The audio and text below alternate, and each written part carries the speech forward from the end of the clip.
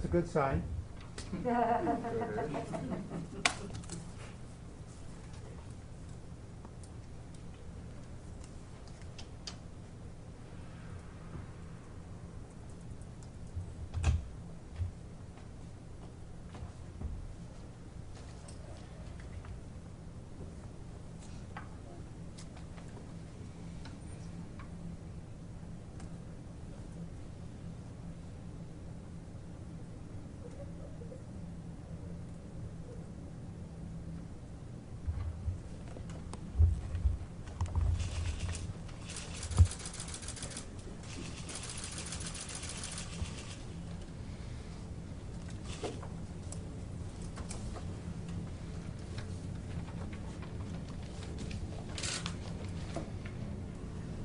Well, good morning, everyone.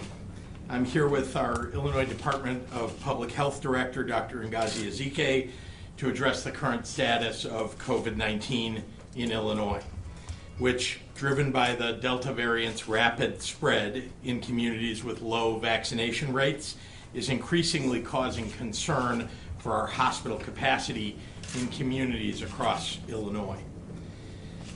Let's be clear. Vaccination is the most effective tool we have for keeping people out of the hospital and preventing deaths. Nearly all Illinoisans who are hospitalized with COVID are the Illinoisans who are not vaccinated. And those hospitalizations are only increasing. Our ICU usage has multiplied by a factor of 7 this summer alone. From January through July, 98% of our cases are among the unvaccinated. 96% of our hospitalizations are among unvaccinated people. 95% of our deaths are among unvaccinated people. We are continuing to rely on experts at the CDC and IDPH, but you don't need to be an epidemiologist to understand what's going on here. This is a pandemic of the unvaccinated. These are preventable deaths, and beyond the tragedy of losing lives for no reason, this also means inflicting serious damage on communities. That's because the regions with the lowest vaccination rates are the regions where there are fewer hospitals and lower hospital capacity. And those hospitals are sometimes the least well-equipped to handle cases as they become more acute. These are the ones currently getting hardest hit. In southern and east central Illinois, fewer than half of residents are fully vaccinated, compared with over 70% in suburban Cook County. And today, our 7-day rolling average for ICU bed availability in southern Illinois is 3%. 3%. During the spring surge, the lowest ICU bed availability anywhere in the state never dropped below 15%. Don't think hospitals in other regions aren't challenged by this current surge. They are. But they started out with greater capacity, and even with more ICU beds, they are seeing availability diminish every day. For all of our hospitals, in descending order of need, we're providing resources and staff to help. But to be frank, healthcare staff are in short supply, in part because hospitals in surrounding states we might draw staff from are in worse shape than Illinois. At the end of the day, as it has always been during this pandemic, the best way to manage this situation is for people and communities to prevent sickness by slowing transmission with masks and vaccinations. So if you're an elected leader from one of those highly infected communities and you're spending your time resisting masks instead of working to get your people vaccinated, then your definition of public service looks a whole lot different than mine. Earlier this month, I announced masks must be worn in all of our daycares, all our P-12 schools, and all our long-term care facilities, regardless of vaccination status. Another step to protect the most vulnerable among us, the elderly and unvaccinated children and their families. We also required vaccinations for all state employees who work in congregate facilities and encouraged the private sector to follow suit. Already we've seen employers like Loyola Medicine, Northwestern Medicine, U of I Health, OSF Healthcare, Rush Medical, Southern Illinois Healthcare Advocate, Aurora Health, Lurie Children's Hospital, U Chicago Medicine, and Heritage Nursing do just that, and I thank them for their partnership. Unfortunately, our current vaccination levels are not enough to blunt the ferocity of the Delta variant hospitalization surges in some regions. Hospital administrators are asking for more help to manage the sheer number of incoming patients, who, I'll emphasize again, are almost exclusively individuals who have chosen not to get the life-saving vaccine. Hospital ICU beds are filling up once again. Our hospital leaders look at their counterparts in southern states where low vaccination rates mirror the Illinois communities they serve, and they fear the worst is yet to come for us. To put it bluntly, because of the Delta variant, hospitals are again fighting the battle that we had hoped would be behind us by now. I can't begin to imagine how frustrating this must be for them. They've spent 18 months on the front lines fighting this virus. The tool to bring an end to the pandemic, vaccines, is readily available, but your neighbors aren't taking it. Many because they're being misled. And then these healthcare heroes have to put your own health and their families' lives at risk, having to take care of people who could have prevented their serious illness with a simple shot. Since the first COVID-19 vaccines were authorized last December, more than 8.2 million Illinoisans have received at least one dose of the vaccine. That's 76% of our eligible population, and when you factor in our under 12 population, 65.2% of our overall population. We are proudly the most vaccinated state in the Midwest. But what that statistic doesn't show is where our most vulnerable residents are the least protected. We have communities where the vaccination rate is in the teens or in the 20s, but their kids are just as deserving of safe in-person learning as those who are in the most protected communities. We have nursing homes where staff is less than 25% vaccinated, but those residents are just as deserving of a safe home as their counterparts in our most vaccinated facilities.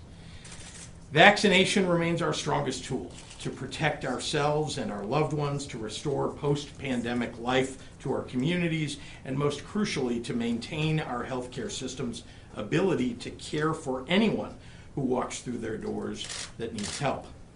I'm sure that if people understood that being unvaccinated could take a hospital bed from an accident victim, they might go get vaccinated. Unfortunately, we are running out of time as our hospitals run out of beds.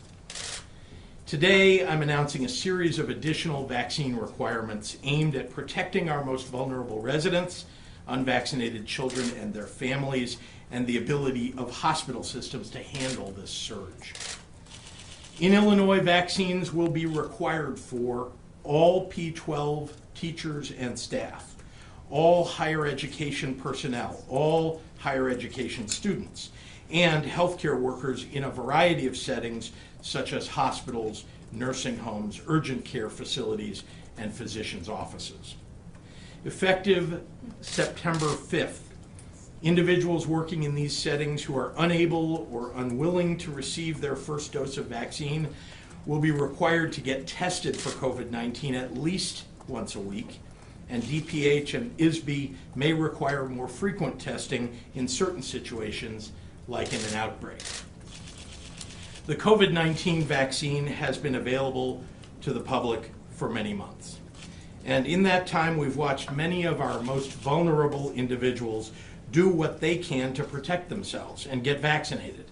But unvaccinated workers in the healthcare system and at nursing homes have driven the majority of the breakthrough hospitalizations that we've seen in Illinois, infecting elderly and immunocompromised residents who are the first to be hurt when their community isn't safe.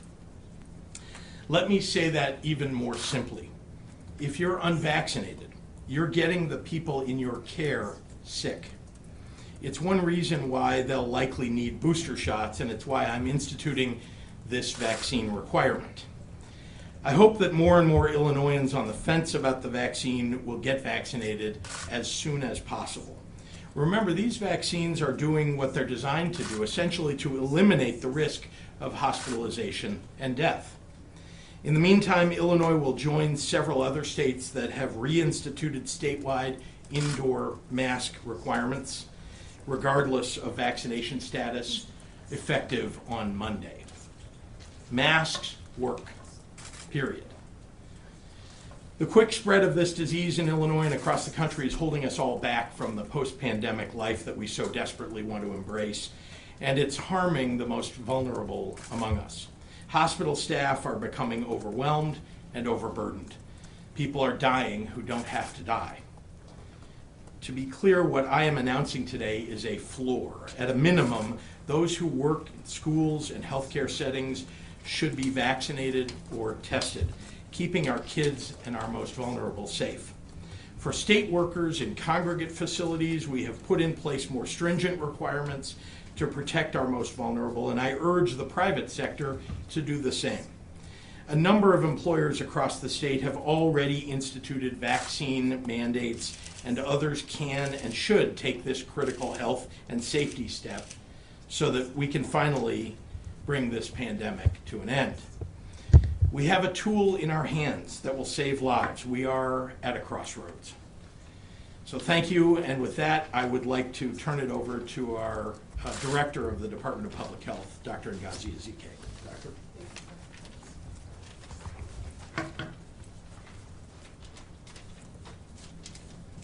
Good morning. As of last night, 2,184 individuals in Illinois were reported to be in the hospital with COVID-19. And of those, 489 were in the ICU and 241 were on ventilators. It's been months and months since I've been reporting these numbers during press briefings, and I was hoping we'd never have to be here again. But right now, we're seeing 220 individuals being admitted to the hospital every day with COVID.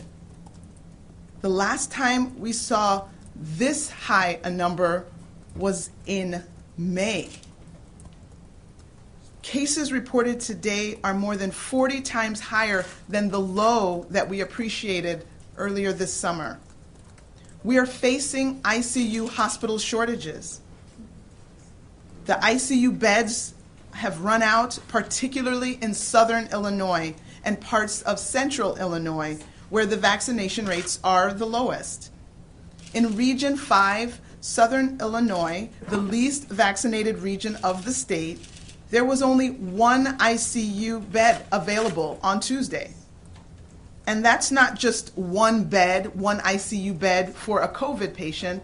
That's one ICU bed in the entire region for the 20 counties that it serves for anyone, whether it's appendicitis, a car crash, any kind of injury that would need a bed. Most hospitals in different areas of the state are reaching capacity as well. The number of people in Illinois ICUs with COVID is 7 times higher than it was at our low point this summer, just on July 7th.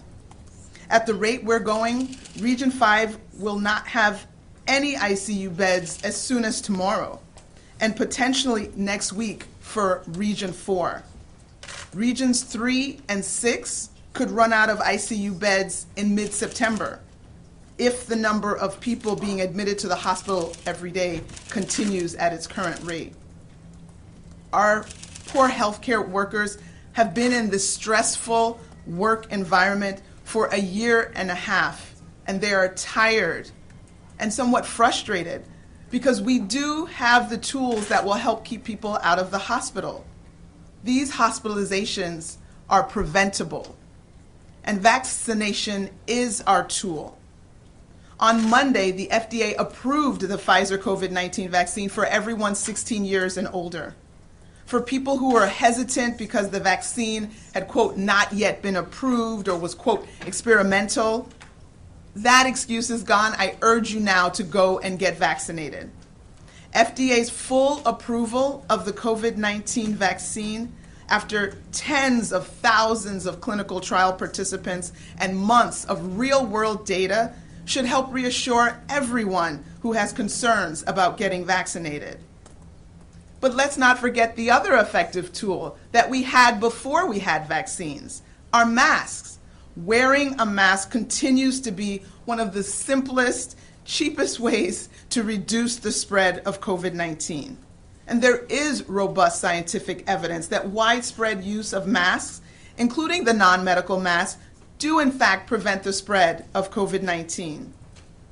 And with our kids in school who are too young to even be vaccinated, masking is the best way for them to actively protect themselves from COVID. For some schools, they've only been in for a few days or just a couple of weeks, and we've already seen outbreaks and kids being sent home because they weren't wearing masks. This includes an outbreak in the Carlisle School District in Southern Illinois, where already dozens of students have tested positive and hundreds of students have been placed in quarantine. If we actually want our kids to be in school for in-person learning, masking is a great protection and our best bet. The bottom line is masks are effective. Vaccines are effective. But until more people are vaccinated, we need to take the steps to protect our healthcare workers, protect our hospital resources, and protect our most vulnerable. Thank you so much. I'm going to repeat these comments in Spanish. En este momento, estamos viendo aproximadamente 220 personas ingresadas en el hospital cada día por COVID-19 y nos enfrentamos a la escasez de camas en las unidades de cuidados intensivos en los hospitales. En la región 5, al sur de Illinois, la región menos vacunado en el estado, había solo una cama disponible en la unidad de cuidados intensivos el martes. Y esa no es solo una cama para un paciente con COVID-19. Esa es una cama solo para cualquier persona en un accidente automóvil con trauma y heridas severas o cualquier persona que experimente insuficiencia cardíaca que necesita cuidados intensivos. Muchos hospitales en diferentes áreas del estado están alcanzando su capacidad. El número de personas en las unidades de cuidados intensivos de Illinois con COVID-19 es 7 veces más alto de lo que estaba en el punto más bajo este verano, hace menos de 2 meses. La vacunación es nuestra mejor herramienta. El lunes, la FDA aprobó por completo la primera vacuna contra COVID-19. Después de decenas de miles de participantes en ensayos clínicos y meses de datos del mundo real, deberían ayudar a tranquilizar a cualquier persona que tenga inquietudes de vacunarse. Otra herramienta eficaz que tememos son las máscaras. Usar una máscara continúa siendo una de las formas más simples de reducir la propagación de COVID-19. Existe evidencia científica sólida de que el uso de generalizado mascarillas, incluidas las no médicas, previene la propagación del COVID-19. Para algunas escuelas, solo han pasado un par de días desde que comenzaron las clases y ya estamos viendo brotes y niños siendo enviados a casa.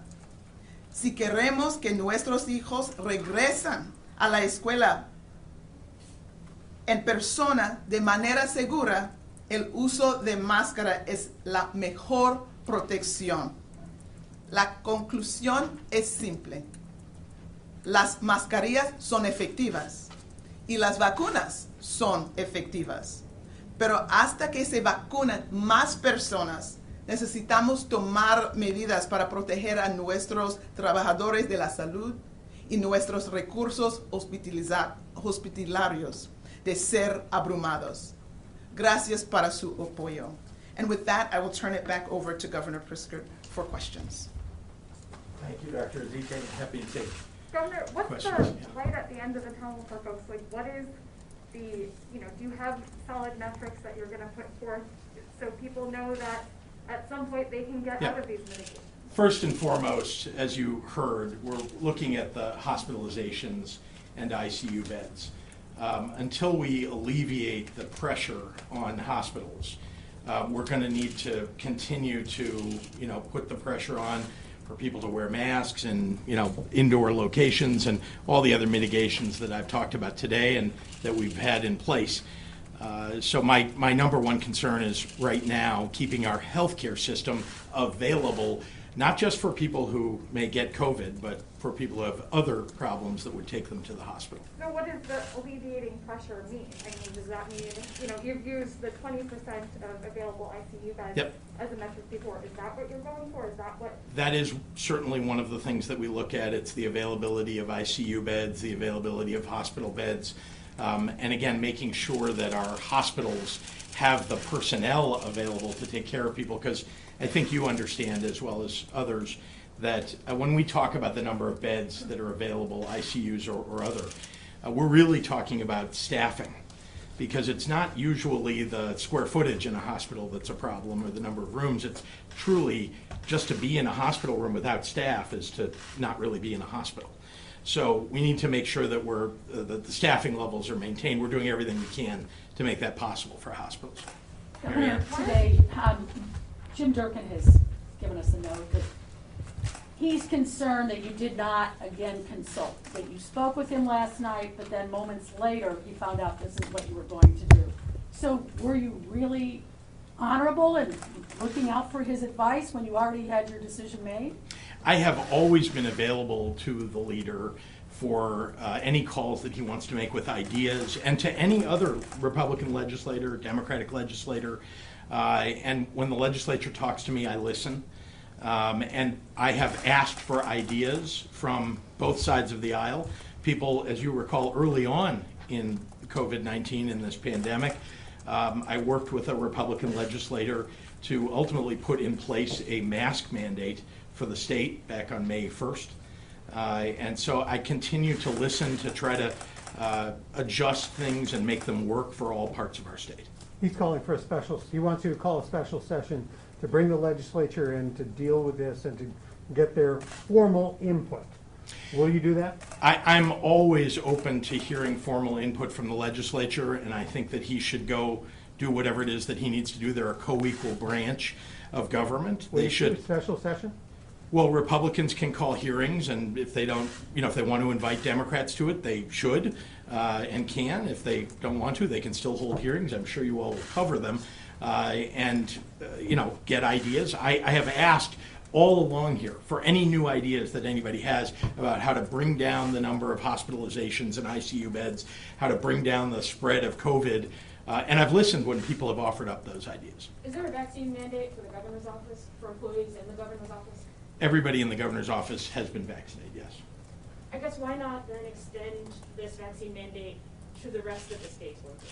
Well, as you've seen, we in fact have begun with the folks who are treating the most vulnerable in our state, right? In our veterans' homes, in our developmentally disabled facilities, et cetera.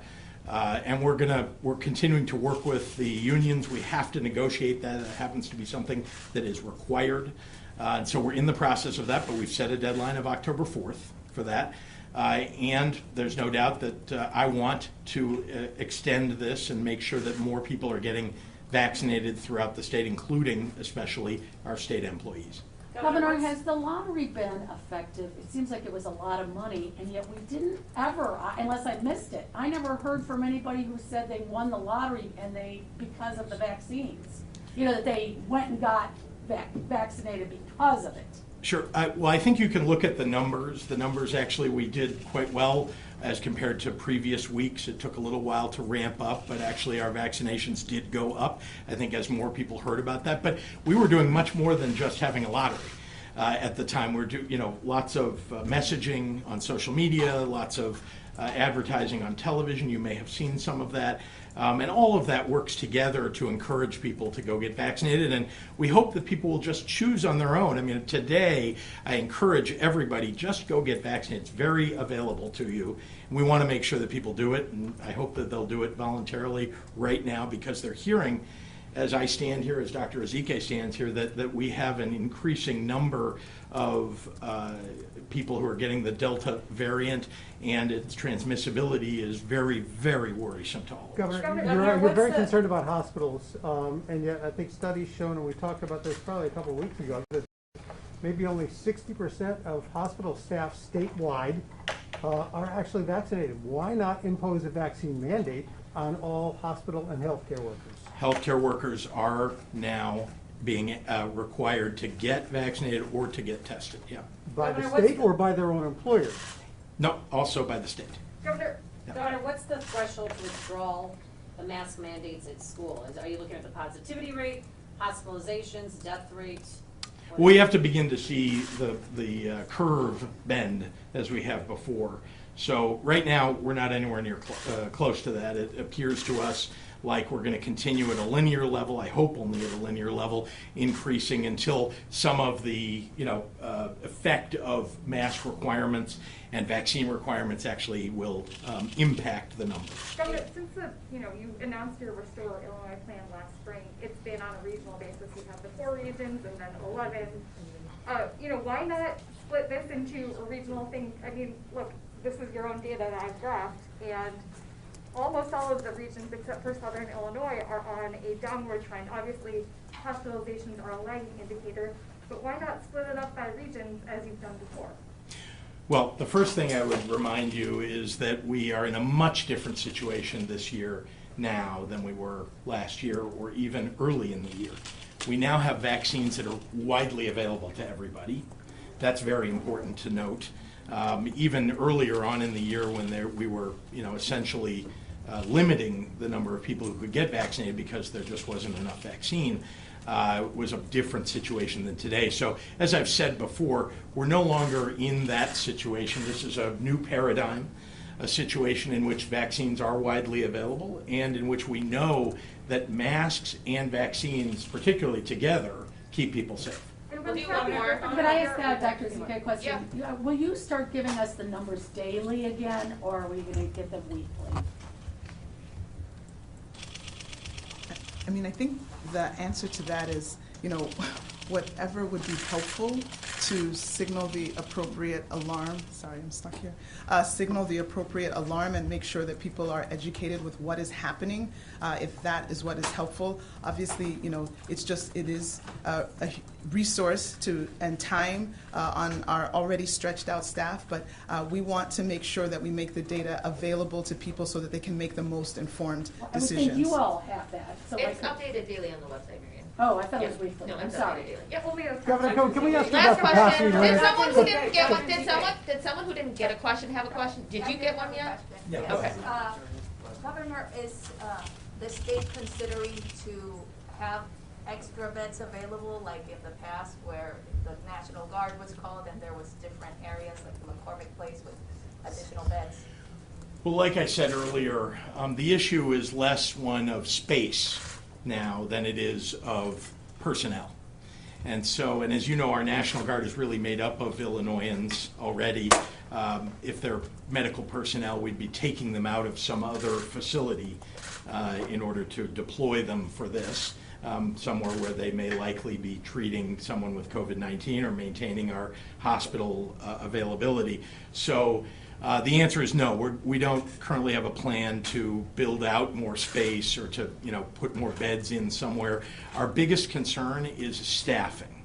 And again, we've deployed staffing from state government, what we have available and what we've contracted for and kept in place those contracts, to places like Southern Illinois where this is the biggest problem of any region. Governor, we have this is asked the about last one. Craig, last one. Okay. Okay, Marianne, Craig, and then we're done here. Yeah. I think the question about capacity limits, obviously you're talking about indoor masks, so we've got, issues of how many people can be in there, if they're gonna be crowded in with masks. Are you considering any kind of capacity limits, and if so, if not, why not?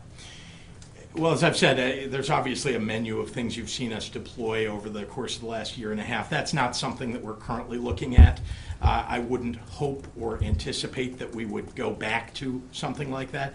But again, I think we all know when these numbers get to a place where it gets out of control, or it's at a place where we truly can't treat people in hospitals, you have to take further steps. So I don't anticipate that we'll get there, and that's not something that's currently on the table. Marianne. Governor, are your campaign commercials, were you too soon? It seemed as if you were saying mission accomplished.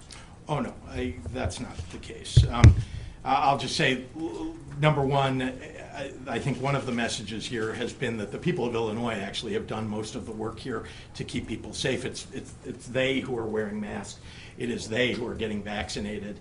And so, to the extent there's any advertising about it, it's really just about leadership. It's about just reminding people that when you're in a crisis, it takes real leaders to step up and do the right thing. Thanks, Governor, everyone. can you detail Thank the you. studies on which you're making this decision for statewide mask mandate? I just want to know